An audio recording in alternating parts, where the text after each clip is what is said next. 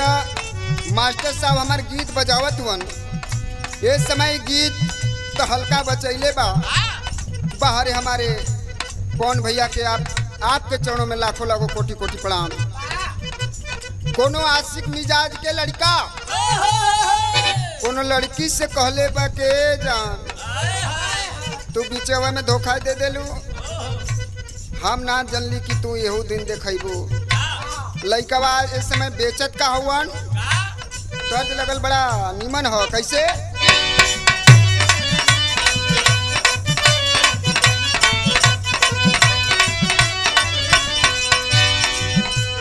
आइल बानी तोहरा गलिया केने बारू हमर ललिया,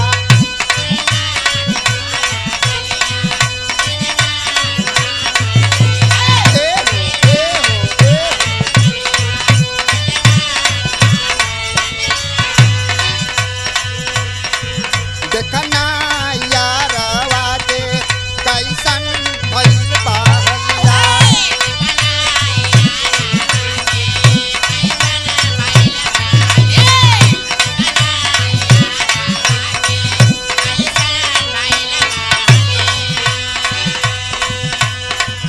आइल बानी तोहरा गलिया केने बारू हमर ललिया, देखना यारवा के कैसन भइल बाहलिया। बढ़ता बेचैनिए दादा मुश्किल भइल बा जीना जीना, बढ़ता बेचैनिए दादा मुश्किल भइल बा जीना जीना जीना।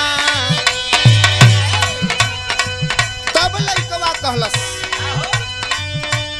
ले ला पुदीना ले ला पुदीना ले ला पुदीना बन के हसीना, ले ला पुदीना या के हसीना।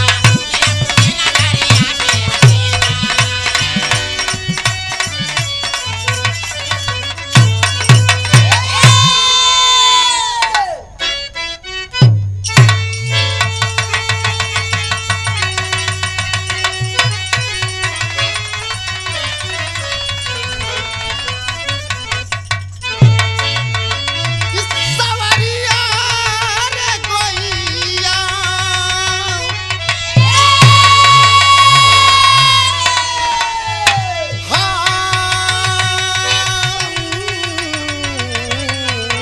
हो रहा।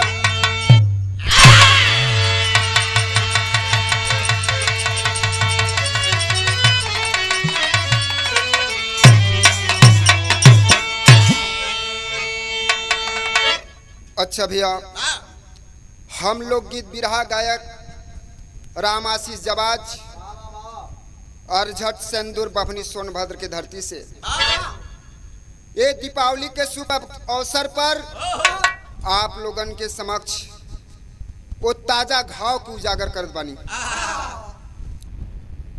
14 फरवरी 2019 पुलवामा कांड, बहुत लोग गईलन और कुछ लोग गा के चल गईलन, लेकिन ए बाबू ये लड़का आप लोगन के समक्ष कुछ दुलार प्यार मंगले बा।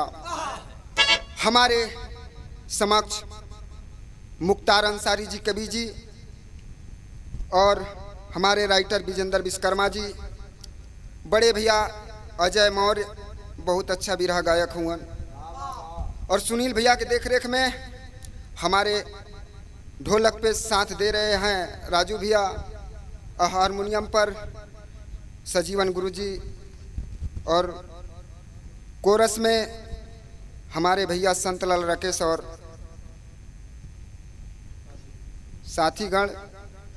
आप सभी को पैर छुके पर लगी प्रणाम बा, आशा ना पूर्ण विश्वास बा। ये बाबू ये बिरहा के अगर सुनब हम ऑडियो या वीडियो दिखावत जा, लेकिन आप लोगन के दिल में सीधे फिल्म लौकी। भूमिका का लाइन लगल मास्टर साहब कैसे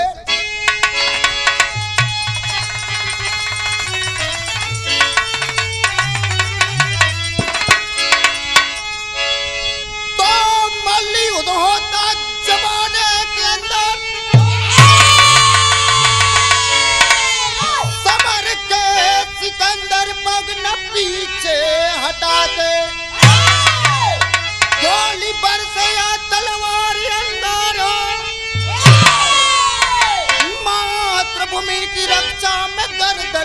कटाते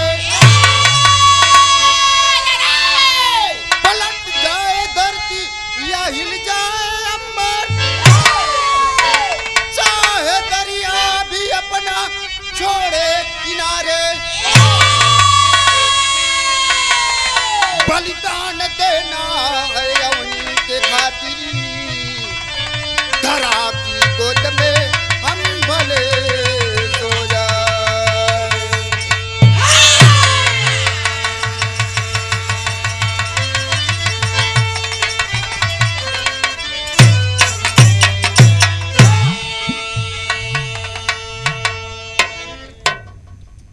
अच्छा भैया, बाहरे देशवासी हमारे वीर इस देश में पैदा होते हैं, मरते हैं, सरकार आती है जाती है, लेकिन बस याद ही रह जाते हैं। हम इस बिरहा से उस वीर को सच्चे श्रद्धांजलि अर्पित करता हूं। ये बिरहा में एक लाइन गजल लगल मास्टर साहब, कैसे लगल?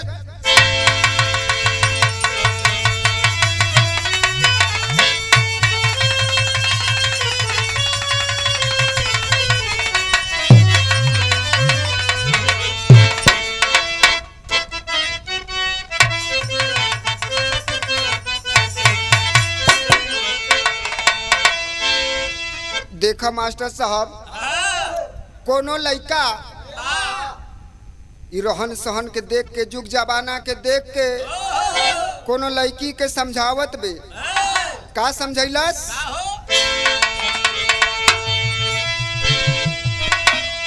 त लड़के हम मोहल्ले के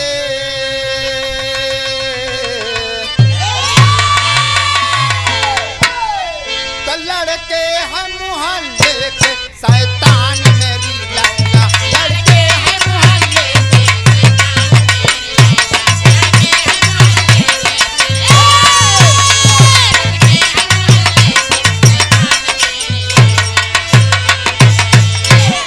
लड़के हम मोहल्ले के शैतान मेरी लैला।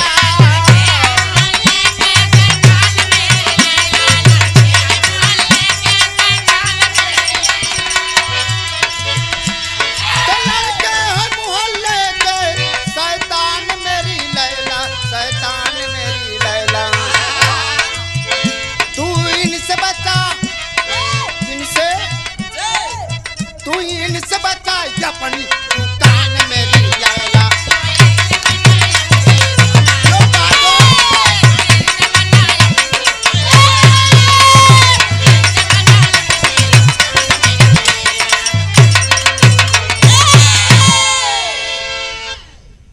लेकिन बिरहा से चेतावनी मिली आप लोगन के, वो वीर बदे हमहू वीर हैं, आप सभी वीर हैं, लेकिन वीर होके कैसन चाहिए?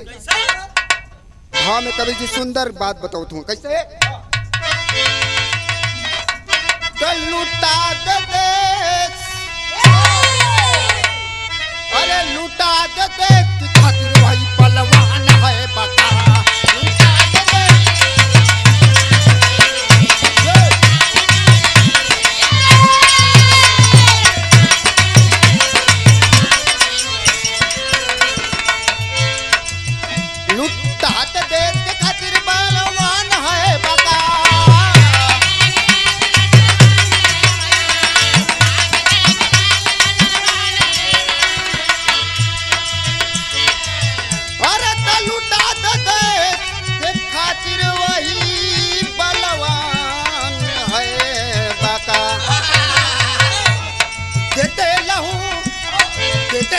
समन में तो इंसान है बता,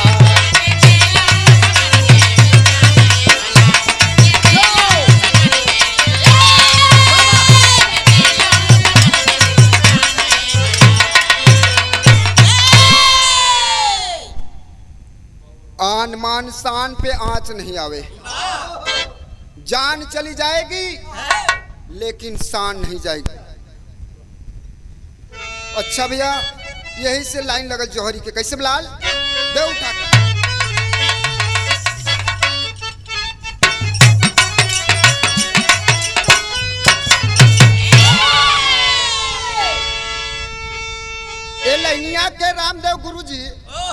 बड़ा मीच के बोलत रहलन। तो हूँ मीच के बोला। ए भैया हम रामदेव गुरुजी ना है, लेकिन माता रानी भगवती का आशीर्वाद लेके सटावत जरूर बनी राजू भैया। कैसे? मैनपुरी का रहने वाला राम वकील का बाबू नाहर, पत्नी थी उसकी गीता, हो मैं अग्नि तेवर, 38 वर्ष लानी, 99 हुए भर्ती, 76 बटालियन, सरहद पर डेरा डाला, माता वीर बघेला, आंखों में अग्नि तेवर, मैं पीऊंगा गुड़ का प्याला, जननी है धरोहर, भारत माता ने जन्माया, लहू में मैं नाव, तब पाकिस्तान घबराया।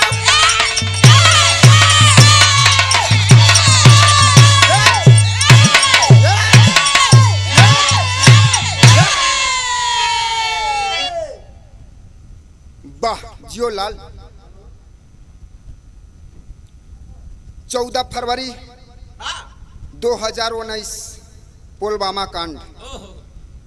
मैनपुरी के रहे वाला राम वकील थे बाबू, बहुत ही धन धान्य से संपन्न। बतावल जाले उनके पति के नाम, पत्नी गीता बड़ा बेकल हैं। यहाँ सांत्वना दे करके वहाँ कश्मीर में पहरा देत हुआ ड्यूटी लगल हो, और यही वीर ऐलान करता है पूरे देशवासियों से, हमारे सरकार से, कि हमारा दुश्मन चप्पा चप्पा पर है, लेकिन वीर ललकर ले बा। कैसे ललकर ले बा? गीत लगल मास्टर साहब, कैसे लगा?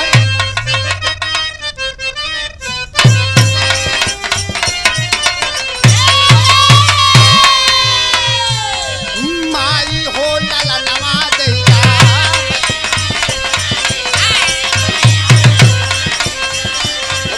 वाहिनी हो बिरनवा दैया,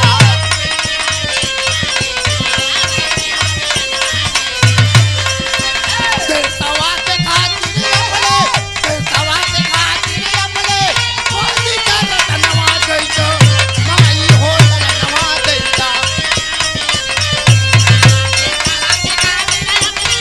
मोदी का रतनवा दैया।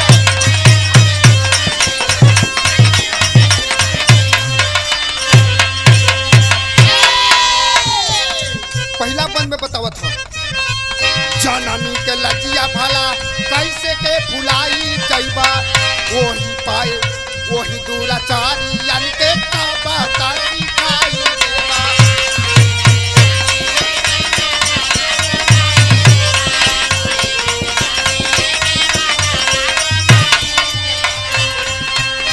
लहरा तिरंगा जग में, लहरा तिरंगा जग में, सोहरत मचाई जइबा, मानिला कहलवा पापी, धरा तनी दे अनवा पापी।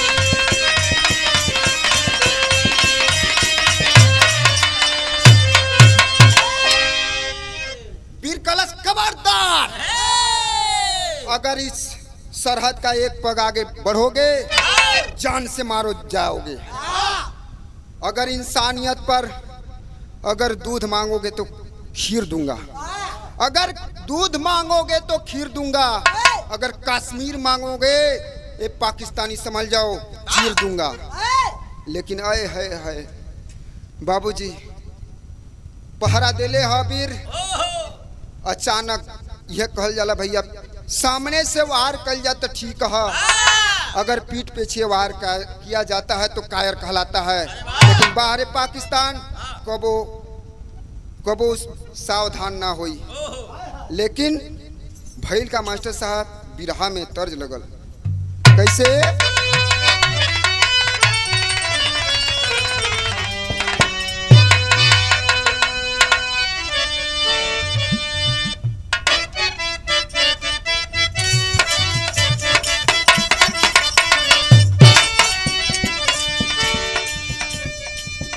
एहू गीत के कोनो जोड़ ना हो, अपने अपने समय में चटकल रहल। कहल जाला प्यासा जाला कुआं के पास, लेकिन बाहरे समय बाहरे कवि का लेखनी कबो कबो उल्टा हो जाता। कैसे उल्टा होता? पानी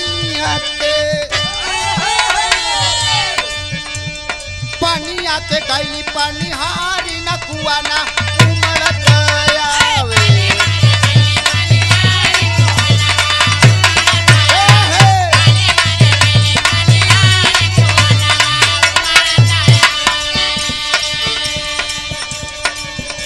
लेकिन भाव में संकेत हो कवि जी के कैसे?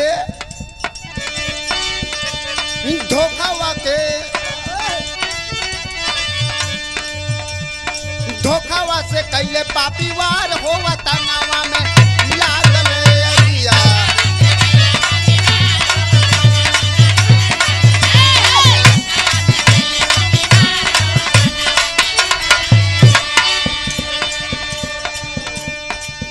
एक बात और कहलन, भारती कराई के वर्दी पहिनावले।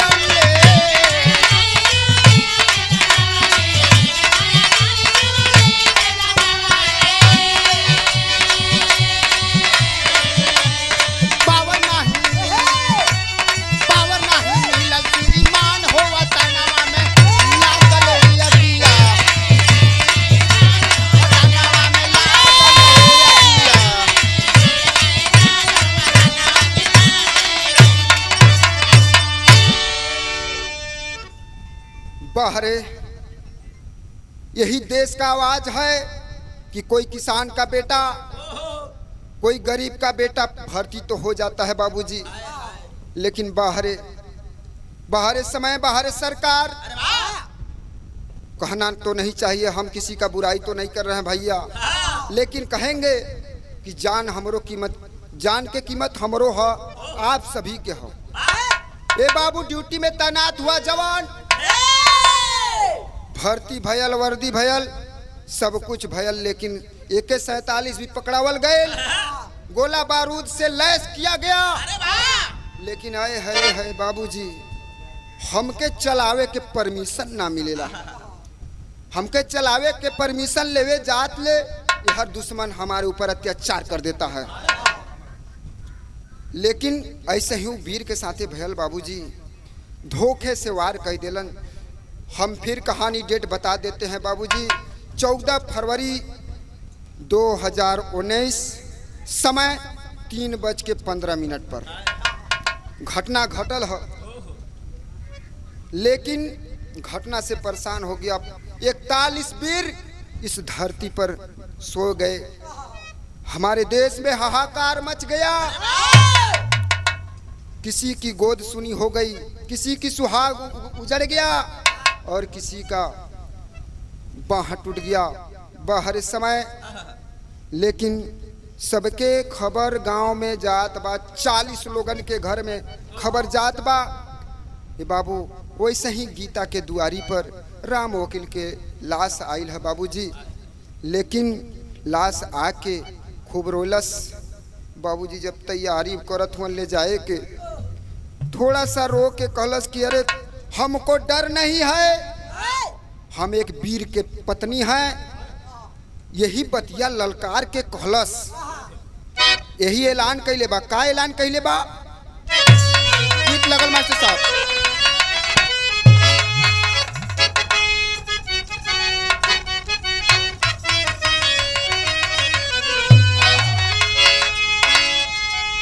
देखा भैया, यहू गीतिया के रामदेव गुरुजी उस्ताद जी गावत रहलन अपने समय में। कैसे गावलन? दलाल उठा के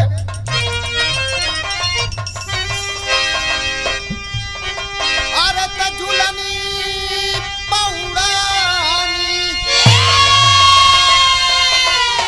जहाजिया चढ़ादा हमार पाया देव राजा पीरा जड़ादा हमार पाया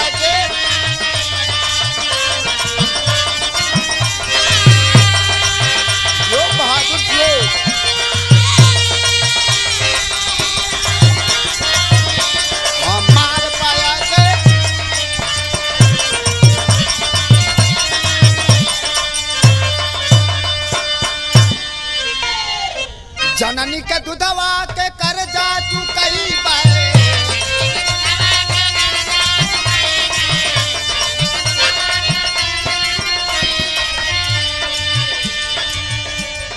यही भारतीयवन के गरवा लगई बहे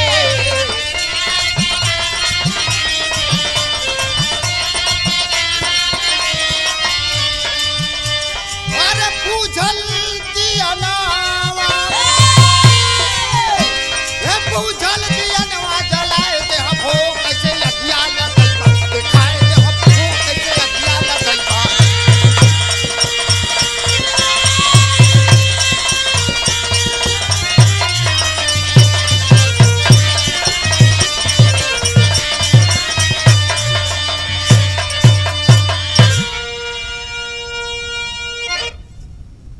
वो घटना के दिन जब खबर आयल बे दुल्हन रोवत बे ए बाबू लोग समझावत हुआ कि टेंशन ना हो हमारे देश में एक से वीर एक पैदा हुआ मोदी जी के भी गुहार लगावल गए बाहर हमारे मोदी जी 24 घंटा के अंदर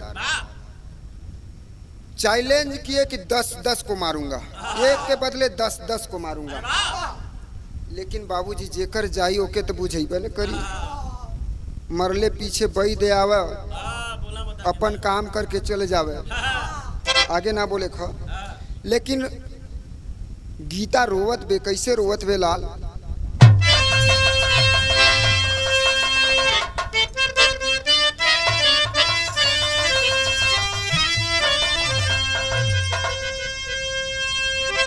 अचानक वार कैल धोखवा के मार कैल 41 शहीदा भइल अरे भारत के हीरावा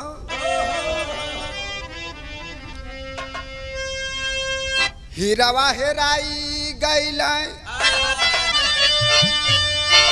नभ में पराई गईल ये बाबू सिनवा में चुभी गईल अरे पपियन का गोलियां अरे पत्नी गीता रोए अरे बरली नजरिया हो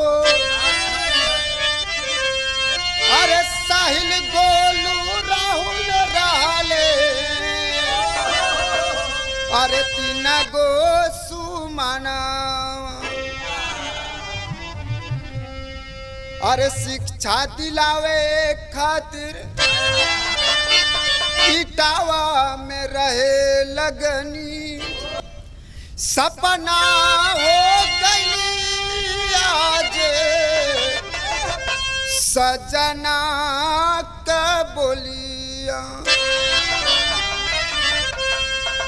कहेली की गोरी मोरे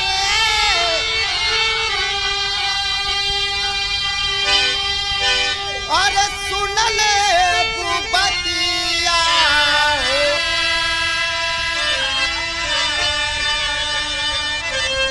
आतंक मिटा के अइबे अपने बाना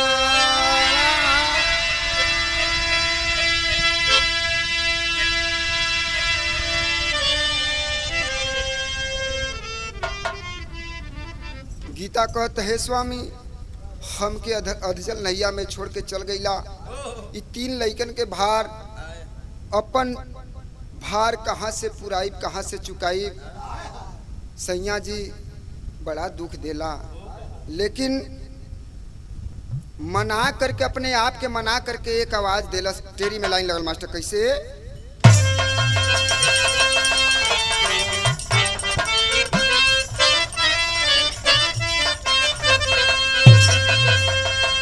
कि सहाय ना शहादत रजऊ अरे सहाई सहाई ना शहादत रजऊ अरे मैनपुरी कुलवासा धरती कुल से रंगाई अरे रंगाई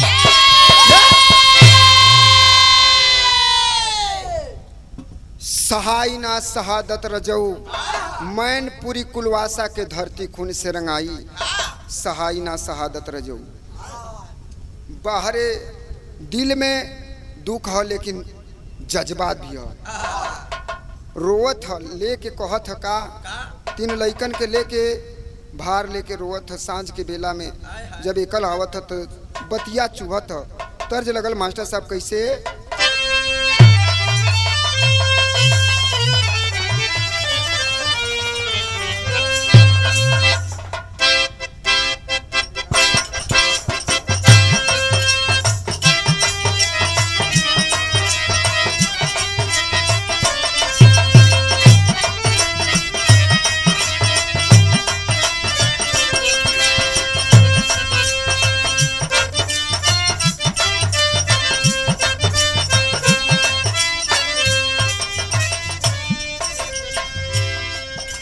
एक गीतिया के माता बहनें लोग गाती हैं शादी विवाह में कैसे झाझर मारौआ जन छ वही है हो बाबा हो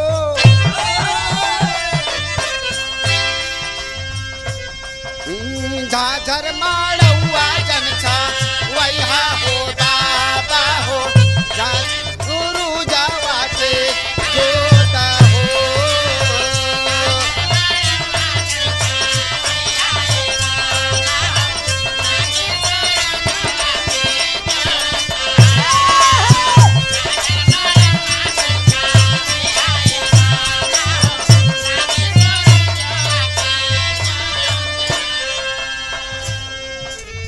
लेकिन शाम के बेला में गीता रोवत है लेके तीनों लइकन के अपने पजरे सुता के रोवत है कैसे रोवत है मास्टर साहब 3 गो तू मनवा लेके कहे के पराई गईला 3 गो तू मनवा छोड़ी कहे के पराई गईला सुदिया भूलैला तू मार हो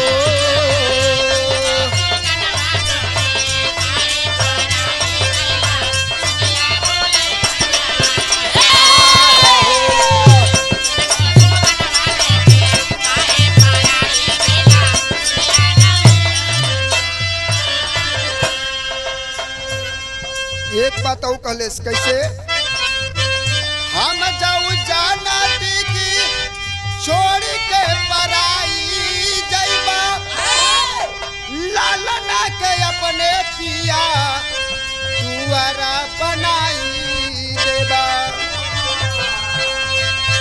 मनवा के बतिया रजऊ साल करे जावा में मनवा के बतिया रजऊ साल करे जावा में सुदिया भूलैला तुहा मार हो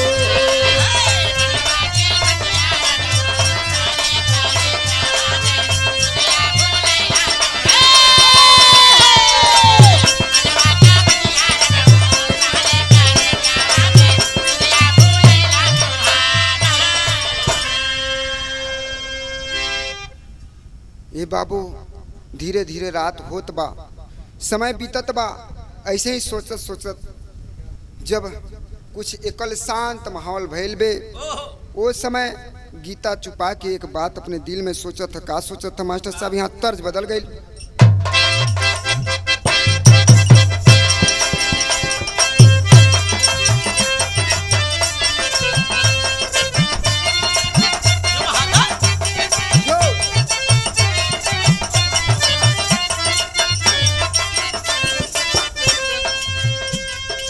ये गीतिया के नवरात्र के बेला में माताएं बहने बड़ा झूम के गावेली कैसे गावेली नीमिया के दरिया मैया गावेली जालुआवा ओ की झूली झूली ना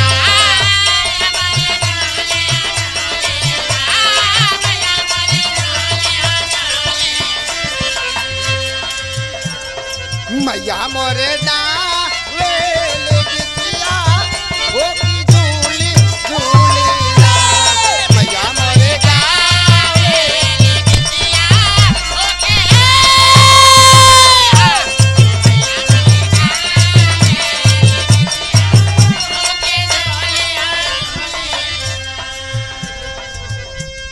लेकिन भाव में कवि जी लाइन पर बड़ा मार्मिक बात बताओ तुम कैसे कैली विदाई न जाऊं बउआ सी सजुकाई हो सहाई कैसे ना हो सहाई कैसे ना दरजत से रनी बात जियाई हो सहाई कैसे ना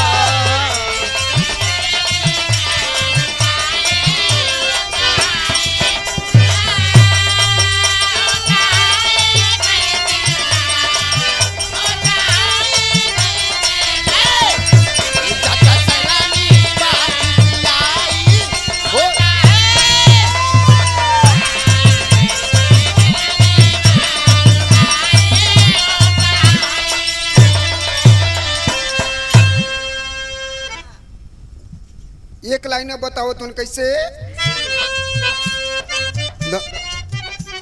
उधम मचवले राणा शेखर बालवाना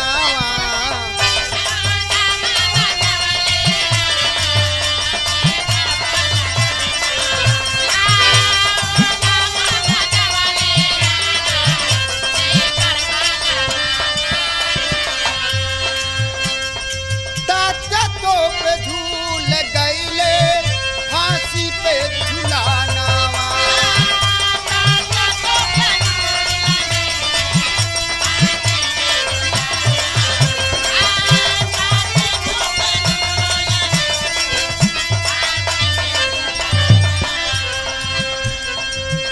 शिवाजी और राणा जी के शिवाजी और राणा जी के चंदल बा कटरिया हो सहाई कैसे ना हो सहाई कैसे ना गल जाता तेरनी बा खिसियाई हो सहाई कैसे ना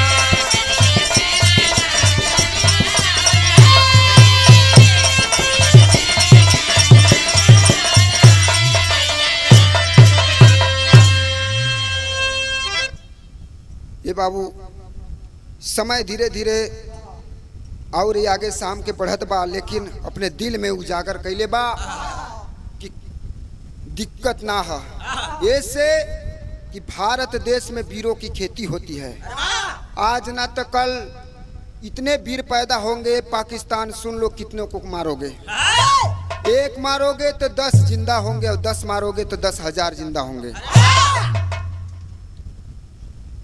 आगे बिरहा में पोहपट के लाइन लगल मास्टर से कैसे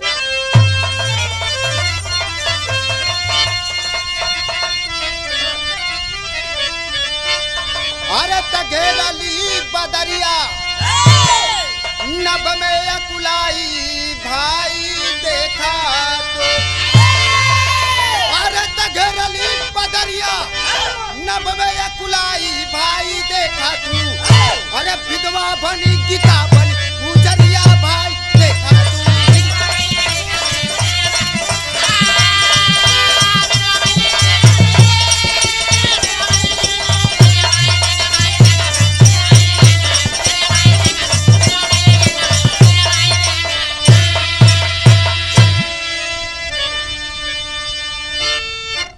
लेकिन कहलस कि हम विधवा तो हो ही गई विधवा तो हो ही गई लेकिन कोई दिक्कत ना बा हमार 3 लड़का हुआ प्यार के निशानी अपने सुहाग के निशानी यही तीनों को देख के अपन जीवन बितावत बा लेकिन कोसत बा कहल जाले कि सुहागन के जब तक सिंदूर ना होले भैया तब से नारी के कोई अस्तित्व श्रृंगार में कोई अस्तित्व ना रहेला अल्लाह से लाइन लगल मास्टर साहब कैसे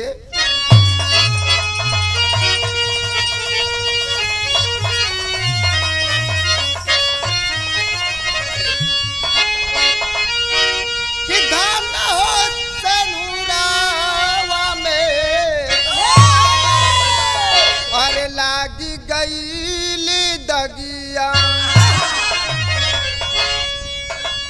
अगिया लगाई दिले पापी बदका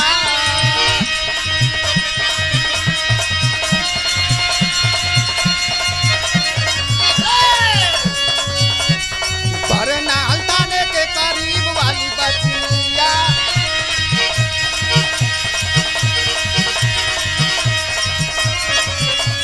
गौवा पिरान लगे बतिया लमा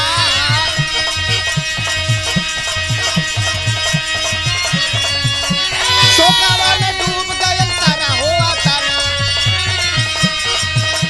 शोकावा में डूब गयल सारा हुआ ताना गौवा विनायक पूरा सुना तेरी माँ दे दया देख बाबू कुला फौजिया नाच के दे दया देख बाबू कुला फौजिया नाच के पाकिस्तान खत्म होए सुना मनला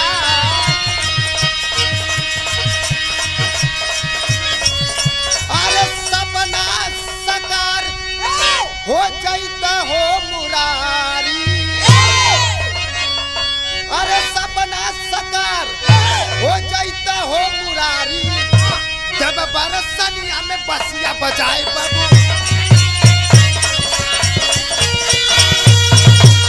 जो बहादुर जो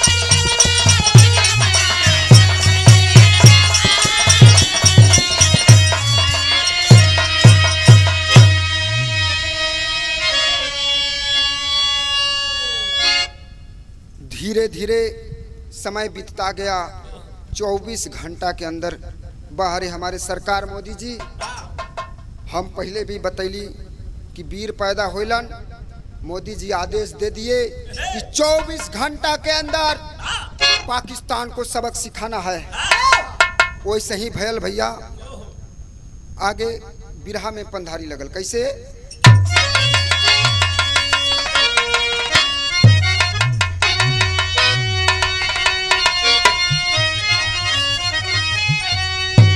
सोने का चिड़ैया ना बिरान होई है दे दया डर बॉर्डर कितना वीर कुर्बान होई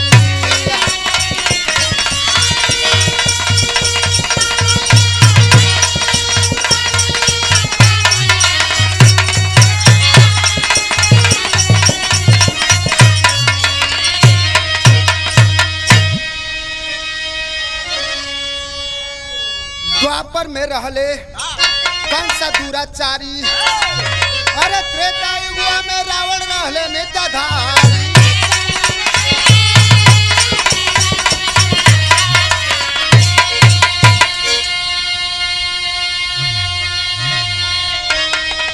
अरे तो मोदी जी के फोर्स से ये हम ना कहली भैया लेकिन उस समय बतावत हो मोदी जी के फोर्स से अरे बीजेपी सरकार रही है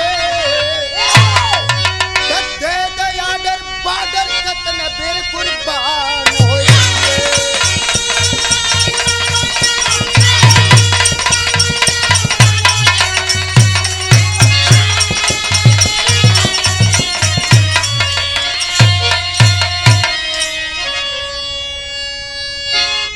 हमारे देश का यही सवाल है यही जवाब है ताजगी आ जाएगी इस गीत को सुनेंगे तो लेकिन मोदी जी से यह कहल है कि हे मोदी जी हे प्रधानमंत्री जी अपने घर के बचा के रखा काहे से कि बहुत जानवर कूदत हुआ अपन टाटी बढ़िया से देवा यही से हमारे बिरहा से आखिरी लाइन है हमारे बीच में हमारे बहुत ही सुंदर और बहुत ही हमारे मान के चले नज़दीकी कवि जी हैं मुख्तार अंसारी जी और हमारे बीच में बैठे हुए ब्रिजेंद्र विश्वकर्मा जी को मैं चाहूँगा कि चरण स्पर्श कर लूँ और मुझे आशीर्वाद की चाह है खड़ा हो जी।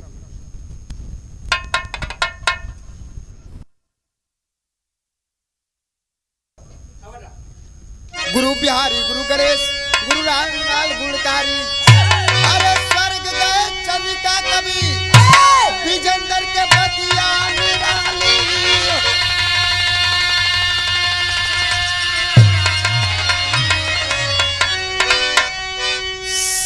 सहाय ना शहादत रजऊ, अरे सहाय सहाय ना शहादत रजऊ। अरे शिवानी आशीष गगन से कौन जो रजमाई, सहाय ना शहादत रजऊ।